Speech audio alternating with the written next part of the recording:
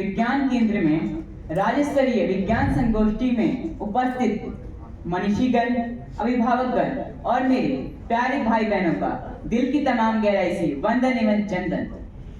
मित्रों, विज्ञान संगोष्ठी का आज का विषय है कृत्रिम बुद्धिमत्ता, संभाव्यता एवं सरोकार, artificial intelligence, potential and concern. अब मैं आप सभी का ध्यान आकर्षित करना चाहूंगा, व्हाट इज एआई? कृत्रिम बुद्धिमत्ता है क्या? कृत्रिम बुद्धिमत्ता कंप्यूटर विज्ञान की एक शाखा है जो मानव बुद्धि प्रक्रियाओं का अनुकरण करने में सक्षम पुनः विकसित करती है। मित्रों, कृत्रिम बुद्धिमत्ता संक्षिप्त इतिहास पर एक नजर डालें तो यह पता चलता है कि एआई को 1950 के दशक में एक अकादमिक प्रशासन के रूप में पेश किया गया था।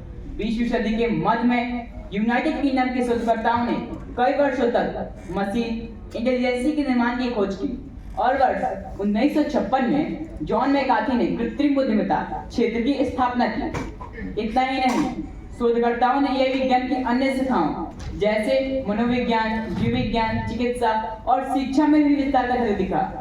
यही पूर्णतः मस्तिष्क सिद्धांत एवं आत्मचेतन जैसे अवधारणाओं पर कार्य करता है। अब मैं आप सभी का ध्यान आकर्षित करना चाहूंगा पोटेंशियल एंड कंसर्न, संभाव्यता और सरोकार। पोटेंशियल संभाव्यता की बात की जाए तो काफी प्रबल संभावनाएं उभर कर सामने आ रही है। शिक्षा के क्षेत्र में एआई भविष्य में छात्रों के लिए संभावित लाभ ला सकता है, जिससे उनके सीखने, समझने और अकादमिक रूप से उत्कृष्टता हासिल करने के तरीके में क्रांतिकारी बदलाव आएंगे। मैं आश्चर्यचकित हूँ कि आरिस नाम की रोबोट शिक्षिका केरल के एक स्कूल में पढ़ा रही है। केंद्र सरकार ने बहुभाषावाद में बढ़ावा देने के लिए अनुवादिनी नामक ऐप लॉन्च किया है। इतना ही नहीं, अनुवाद करने के लिए भाषणी नामक अनुवादक को बढ़ावा दिया जा रहा है।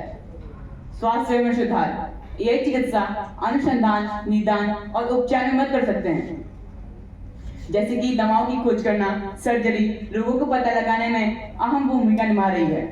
व्यापार के क्षेत्र की बात करूं तो नए उद्योगों और नौकरियों के सृजन की संभावनाएं प्रकट की जा सकती है। नए उद्योग जैसे डेटा विज्ञान और विश्लेषण, विकास और परामर्श। नौकरियों के क्षेत्र की बात करूं तो ऑटोमेशन और रोबोटिक्स इंजीनियर, डिजिटल स्वास्थ्य और चिकित्सा विशेषज्ञ। आप यह जान लें कि सोफिया रोबोट को तो सऊदी अरब ने अपने देश की नागरिकता प्रदान कर दी है।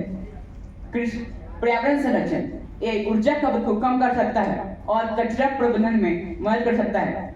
एआई कृषि में अनुप्रयोग से यह किसानों की आय तथा उत्पादकता बढ़ाने एवं अपव्यय को कम करने में योगदान दे सकता है। बेहतर निर्णय लेना, एआई विशाल डेटा का विश्लेषण कर सकता है और उचित निर्णय ले सकता है। एआई की मदद से हम किसी भी काल्पनिक चित्र को वास्तविक चित्रों में बदल सकते हैं। एआई से विकास की प्रबल संभावनाएं बन रही है। मित्रों, आर्टिफिशियल इंटेलिजेंस, पोटेंशियल, संभाव्यता की बात हो गई। अब मैं चलता हूँ आर्टिफिशियल इंटेलिजेंस कंसर्न की ओर। एआई कंसर्न सरोकार की बात की जाए तो बहुत सारी चिंताएं मेरे मानस पटल पर उभर कर सामने आ रही है। एआई मानसिक स्वास्थ्य पर बुरा प्रभाव डाल सकता है, जैसे कि अनिद्रा, अवसाद, आंख खराब होना और चिंता जैसे रोगों से ग्रस्त हो सकते हैं।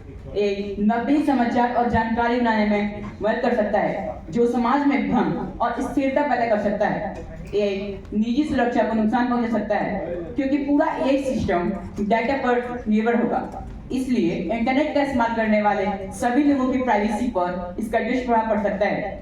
मेरे ख्याल से पारदर्शिता और जिम्मेवारी की कमी, एआई निर्णय लेने की प्रक्रिया अपारदर्शी हो सकती है, जिम्मेदारी को चुनौतीपूर्ण बना सकता है। एआई से बेरोजगारी की प्रबल संभावनाएं दिख रही है। सभी कार्य मशीनी कर देगी तो रोजगार की संभावना कहाँ रह जाएगी। एआई से बड़े पैमाने पर निगरानी को सक्षम बना सकते हैं और व्यक्तिगत गोपनीयता को खतरे में डाल सकते हैं।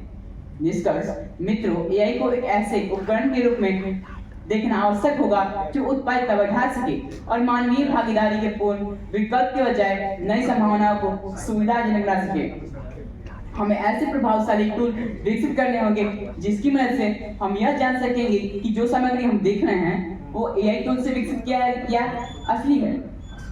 भारत सरकार को भी एआई से जुड़े कुछ महत्वपूर्ण नियम तथा कानून बनाने की आवश्यकता है, ताकि इसका कोई गलत इस्तेमाल ना कर सके। एआई को यदि सही रूप से प्रयोग किया जाए तो निश्चय ही एआई आने वाले समय में सार्थक साबित हो सकता है, लेकिन मित्रों इसका सही से प्रयोग ना होने पर विनाशकारी साबित हो सकता है। इसी के साथ मैं अपनी वाणी को विराम देता हूँ। जय विज्ञान, जय विज्ञान, जय विज्ञान संगोष्ठी।